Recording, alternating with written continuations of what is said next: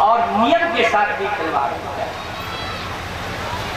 आज भगवान ने कहा इसलिए मैंने मारीच को नहीं मारा क्योंकि वो दोस्त था, वो दूर कर दिया गया। कहे बाद में तो आप उसे मारेंगे, बाद में।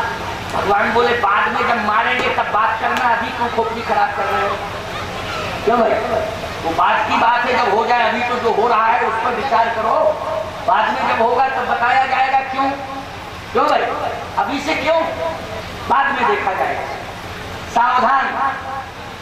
पावक सर सुबाहु पुनि मारा, अनुजिन साचर कटक संहारा। यज्ञ पूरा हो गया। जैसे ही यज्ञ पूरा हुआ, अब भगवान राम ने विश्वामित्र जी से एक बात कही जा रही है, इसको सुनो। क्या? आपका यज्ञ पूरा हो गया? विश्वामित्र जी बोले हाँ हो गया। अब कोई दिक्कत? कोई दिक्कत नहीं। अब आप निश्चिंत हैं? बिल्कुल निश्चिंत। राम जी बोले अब हमारा यज्ञ सफल कराओ, हमारा यज्ञ। विश्वामित्र जी बोले तुम्हारा यज्ञ? हाँ हमारा यज्ञ। विश्वामित्र जी बोले आज हमारा यज्ञ पूरा हुआ, अब तुम कहते हो कल हमारा यज्ञ पूरा कराओ। हे राम, आज हमारा यज्ञ पूरा हुआ और कल तुम अपने यज्ञ की बात कर रहे हो कि हमारा यज्ञ पूरा करो। क्या कहेंगे लोग? गुरु और चेला का यज्ञ कराने का धंधा हो गया क्या? आज गुरु का यज्ञ, कल चेला का यज्ञ। अरे भगवान राम ने कहा गुरु जी वो यज्ञ नहीं, कल जो हमारा यज्ञ आप कराओगे वो यज्ञ ये यज्ञ नहीं है। कहे फिर? कहे आपका यज्ञ तो 2-4 साल बाद भी हो जाता तो कोई दिक्कत नहीं थी, लेकिन हमारा यज्ञ अगर कहीं ओवर एज हो गया तो फिर होने वाला भी। समझ गए कितने? और वो कौन सा यज्ञ है? वो है धनुष यज्ञ। इसलिए आज आपका यज्ञ मैंने पूरा कर दिया है, कल मेरा यज्ञ पूरा होना चाहिए। विश्वामित्र जी बोले कल जरूर होगा, डाउनलोड एडमिट। लेकिन जहां पर कल यज्ञ होना है वहां ले तो चलिए, मुझे ले तो चलिए। गोस्वामी जी कहते हैं विश्वामित्र जी राम जी को लेकर के चले। धनुष यज्ञ सुन रघुकुल नाथा, ओ हरस चले मुनि वर के साथ। हरस चले मुनि वर के साथ। अब देखो भाई, चले राम जी किसके साथ चले? बोले मुनि वर के साथ। किसी ने कहा देखो अब फिर अभिमान आ गया क्योंकि वर लग गया। लग गया नहीं? अभी यज्ञ कर रहे थे तब क्या थे? ओम करन लागे मुनि झारी, आप रहे मख की रखवारी। लेकिन अब यज्ञ पूरा हुआ तो फिर अभिमान आ गया। क्यों? धनुष यज्ञ सुन रघुकुल नाथा, हरस चले मुनि वर के साथ। वर लग गया, अभिमान आ गया। तुलसी जाती बोले उल्टा आप क्यों कर रहे हो? फिर बोले मुनि के साथ वर नहीं लगा, बल्कि वर के साथ मुनि चला। समझ गए? मुनि के साथ वर नहीं बल्कि वर के साथ। बोले हरस चले मुनि, किसके साथ चले? बोले वर के साथ। विश्वामित्र में वर थोड़ी लगी, विश्वामित्र में वर नहीं लगी। बोले वर के साथ मुझे चल रहा है। अच्छा एक बात बताओ, दूल्हा के साथ बारात जाती के बारात के साथ दूल्हा? आप कहोगे एक ही बात कहते हैं। वर के साथ बारात जाती है,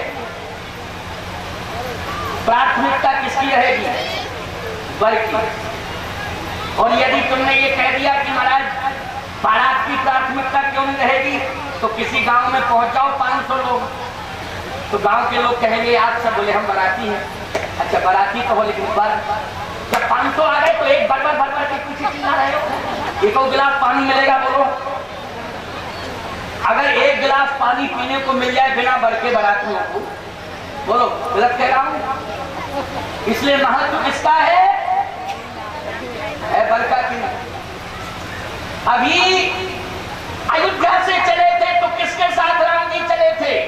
बोले पुरुष सिंह वीर हरस चले मुनि भय हरण। मुनि के साथ चल रहे थे राम जी। जहां सिद्धाश्रम में वहां तक तो विश्वामित्र के साथ राम आए, लेकिन जब सिद्धाश्रम से जनकपुर की ओर बढ़े तो उस समय किसके साथ आए राम?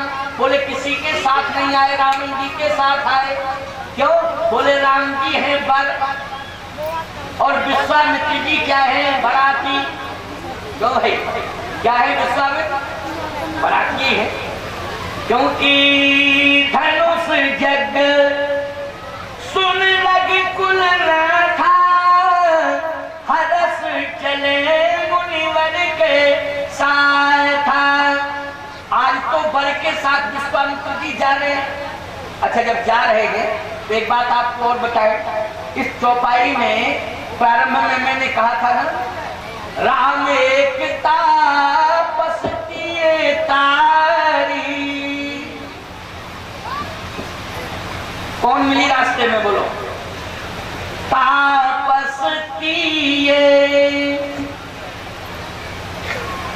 कौन तापस किए है? महात्मा गौतम की पत्नी अहिल्या। ये मिल गई कि नहीं मिल गई? ये क्या है? अगर तारका दुरासा थी, मारीच दोष था, सुबाहु दुख था, तो ये तारका ये क्या है? ये अहिल्या। अहिल्या है बुद्धि। क्या है? बुद्धि। क्योंकि आगे लिखा है नाम कोटि खल कुमति सुधारी। एक होती है मति, एक होती है कुमति। बोलो ये बुद्धि से संबंध है कि नहीं? मति मानी क्या हुई? हुई बुद्धि की नहीं है? मति मंद किसे कहते हैं? जिसकी बुद्धि मंद होती है उसी को कहते हैं ना मति मंद है? उसी को मति मंद कहते हैं। नाम मंथरा मंद मति, मंद बुद्धि वाली जो। इसलिए राम एक तापस किए तारी। तो अहिल्या के साथ जोड़ा क्या? राम कोटि खल कुमति सुधारी। इसका मतलब है कि जैसे राम जी ने एक अहिल्या का तरण किया, कल्याण किया, वैसे ही राम जी के नाम ने अनेक कुमतियों का उद्धार किया। बोलो किया कि नहीं? मतलब राम ने केवल एक मति का, लेकिन नाम ने कोट, ठीक है ना, करोड़ों मतियों उद्धार किया। आप कहोगे महाराज ये बुद्धि कैसे है? बुद्धि इसलिए है क्योंकि ये ब्रह्मा की बेटी है। सुन लो जरा, किसकी बेटी है ये? ब्रह्मा की बेटी। ब्रह्मा किसका देवता है? हमारे यहाँ 3 देवता है, ब्रह्मा विष्णु महेश। लेकिन विष्णु का तो कहना ही क्या, लेकिन आपको मालूम होना चाहिए इन ब्रह्मा में और शंकर में अगर दोनों में तुलना की जाए तो इनके विभाग अलग अलग हैं, अलग अलग देवता है। किसके देवता है? बोले अहंकार शिव। शिव जी किसके देवता है? अहंकार के। लेकिन बुद्धि अज, अभिमानी क्या हुआ? ब्रह्मा हुआ। किसका देवता है? बुद्धि अज। मन शशि चित्त महान। मन का देवता कौन है? चंद्रमा मन सो जातक को सूर्यो अजायत। बोलो चंद्रमा किसका देवता है? मन का देवता है। ब्रह्मा किसका देवता है? बुद्धि का देवता है। शंकर किसका देवता है? अहंकार का देवता। समझ लेना, अलग अलग, ये अलग अलग। अब सुनो जरा, बुद्धि का देवता ब्रह्मा, ब्रह्मा की जो संतान होगी बुद्धि से संबंधित होगी कि नहीं होगी? बोलो, होगी कि नहीं होगी? है? निश्चित होगी। आप इस बात पर विचार करना कि अहिल्या पत्थर की क्यों हुई? पत्थर की अहिल्या इसलिए हुई, अगर ये बुद्धि है तो बुद्धि में जड़ता आई। पत्थर मानी क्या है? जड़। पत्थर मानी जड़ होता है कि नहीं होता? अगर ये बुद्धि है वो पत्थर की है अहिल्या, तो ये बुद्धि जड़ हुई कि नहीं हुई? क्या ये जड़ थी? नहीं, जड़ नहीं थी, चैतन्य थी। ब्रह्मा से ज्यादा बुद्धिमान कौन होगा? बोलो, बहुत बड़ा बुद्धिमान है ब्रह्मा। अब ब्रह्मा बुद्धिमान है क्योंकि बुद्धि का प्रतीक ही है, साक्षात बुद्धि का प्रतीक। अहिल्या भी बुद्धि की प्रतीक स्वरूप है, बुद्धि का देवता ब्रह्मा है, इसलिए अहिल्या भी बुद्धि है क्योंकि बुद्धि की बेटी है, बुद्धि है। परंतु ये जड़ क्यों हुई? इसलिए जड़ हुई क्योंकि इंद्र ने आक्रमण किया तो गौतम ने श्राप दे दिया। बोलो, दे दिया कि नहीं दे दिया श्राप? ये इंद्र क्यों आया? इसलिए आया कि जब अहिल्या का विवाह गौतम से नहीं हुआ था तो इंद्र चाहता था कि अहिल्या का विवाह मुझसे। बहुत अच्छी बात है, इसको जरा सुन लो। जब गौतम के साथ अहिल्या का विवाह नहीं हुआ था तब इंद्र चाहता था कि मेरा विवाह अहिल्या से हो, लेकिन ब्रह्मा नहीं चाहता था। ब्रह्मा पिता है अहिल्या, मतलब पिता नहीं चाहता है कि मेरी पुत्री का विवाह इंद्र से हो, लेकिन पुत्री चाहती है कि मेरा विवाह इंद्र से हो। अहिल्या प्रभावित थी इंद्र से, इंद्र प्रभावित था अहिल्या से। क्यों? इसलिए कि अहिल्या देख रही थी कि ये इंद्र राजा है। किसका राजा है? देवताओं का। 33 कोट देवताओं का राजा है, बड़ा सुंदर है, वैभवशाली है, 33 कोट देवताओं का राजा है। अगर इसके साथ हमारा विवाह हो जाए तो ये सारा वैभव हमारे अधिकार क्षेत्र में। बोलो, इसलिए मैं कहता हूं कि आज वर्तमान में तुमने बेटियों को और बेटों को इतना स्वतंत्र कर दिया है कि तुम्हारे दरवाजे पर अगर कोई बेटी वाला तुम्हारे बेटे को देखने आता है तो तुम यही कहते हो, हमको पसंद है, बेटा पसंद कर ले, बेटा पसंद कर ले, हमको पसंद है, बेटा पसंद कर ले। बेटी वाला कहता है बेटी पसंद कर ले, फिर तुम क्या हो, काजी के मुल्ला? बोलो भाई, जब बेटा ही बेटी पर छोड़ दिया तुमने तो तुम्हारा क्या अधिकार है? मैं इसका विरोधी नहीं हूं कि बेटा बेटी पसंद ना करे, लेकिन तुम्हारे भी तो कुछ अधिकार है। ब्रह्मा ने अहिल्या का विरोध किया, तेरे विवाह का निर्णय मैं लूंगा, तू स्वतंत्र नहीं है विवाह का निर्णय लेगा। ये ब्रह्मा कह रहा है। इसलिए कि मैं इस मंच पर बैठा हूं, इसलिए शास्त्र को अधिकार पूर्वक कह रहा हूं। आज तो शास्त्र विरुद्ध परंपराएं चल गई है समाज में। तुम लोग बन गए हो, बन जाओ, हम क्या करें इसके लिए, लेकिन हम स्वतंत्र हैं बोलने के। हम बोलेंगे, इसलिए बोलेंगे कि हमने इसलिए तुम्हारे बंधन को स्वीकार नहीं किया। अगर तुम्हारे जैसे बंधन को हम भी स्वीकार कर रहे थे तो इस मंच से हम भी बोलने में स्वतंत्र नहीं थे। हम भी स्वतंत्र नहीं थे बोलने में, लेकिन आज हम इसलिए स्वतंत्र हैं क्योंकि हमने बंधन मुक्त हुआ, बंधन मुक्त हुआ। इसलिए शास्त्र की बात कह रहा हूं। ब्रह्मा ने कहा, खबरदार है, अगर तूने अपने मन से निर्णय लिया कि मेरा विवाह इंद्र के साथ हो जाए, मैं बर्दाश्त नहीं करूंगा। तेरे विवाह का चयन मैं पिता होने के नाते मैं करूंगा, तू नहीं। अधिकार मुझे। अहिल्या ने प्रणाम किया और कहा, पिताजी यदि भूल हो गई हो तो क्षमा करना, आप मेरे पिता हैं, ठीक है, आपके निर्णय को हम स्वीकार करें। बहुत अच्छी बात बन गई। बेटी ने कम से कम इतना स्वीकार किया कि नहीं किया? ब्रह्मा प्रसन्न हो गया, चलो कोई बात नहीं, तुमने इतना स्वीकार कर लिया, ये इससे मुझे बहुत परितोष मिल गया। अब ब्रह्मा खोजने चला तो किसी ने ब्रह्मा से कहा तुम्हारी बुद्धि खराब हो गई क्या? कह क्यों?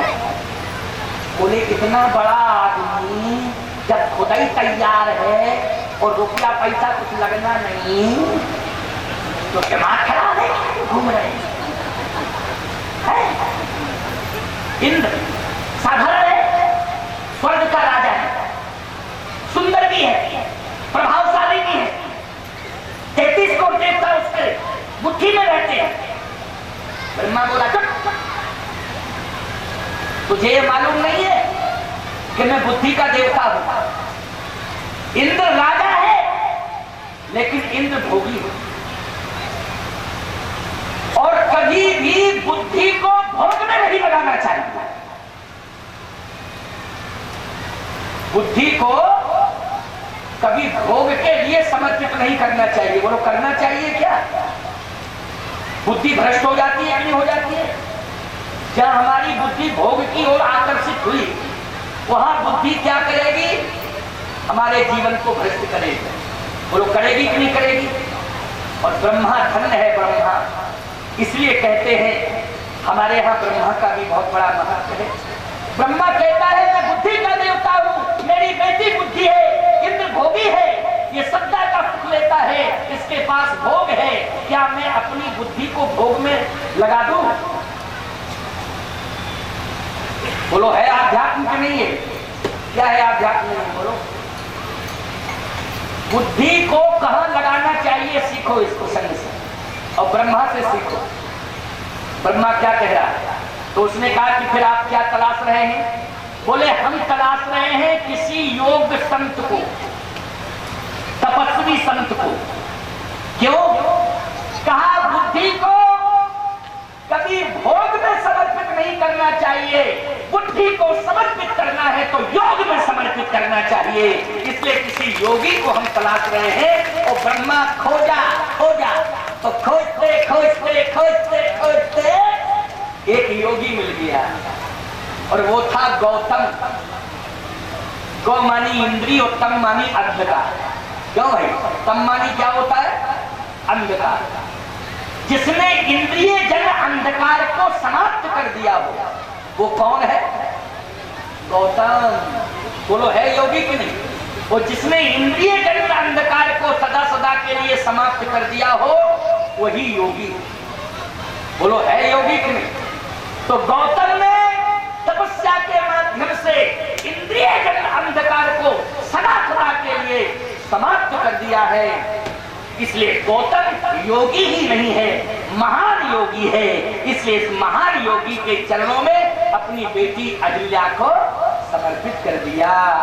मतलब बुद्धि को योगी के चरणों में समर्पित कर दिया। बोलो यही सिद्धांत होता कि नहीं होता? ऐसा ही आज के पिता को करना चाहिए कि अपनी, ठीक है संपन्न घर हो, सुंदर बर हो, सारी बातें हो, लेकिन इस बात पर भी तो विचार करो कि संस्कार कैसे है। क्यों भाई? केवल धन देख रहे हो, रूप देख रहे हो, संस्कार भी देख रहे हो कि नहीं? ये भी तो विचार करो कि घर बहुत अच्छा है, ये बढ़िया व्यवस्था है सब, लेकिन इस पर भी तो देखो कहीं खरगोश तो नहीं हुई। क्यों भाई? इस पर भी तो विचार करना चाहिए। इसलिए बुद्धि का प्रयोग करो और अपनी बेटी को संस्कारी घर में भेजो और संस्कारी वर के साथ उसका विवाह करो। इस पर विचार। और बेटियां भी यदि अपने जीवन में ये धन तो नाशवान होता है, अरे बेटा आज धन आ गया, परिस्थिति बिगड़ेगी तो ये चला जाएगा, आया हुआ धन, बोलो चला जाएगा कि नहीं? लेकिन चरित्र यदि जीवन में एक बार आ जाए तो कभी चाहता नहीं है, वो स्थायी हुआ करता है। इसलिए धन को महत्व न देकर के चरित्र को महत्व देना चाहिए।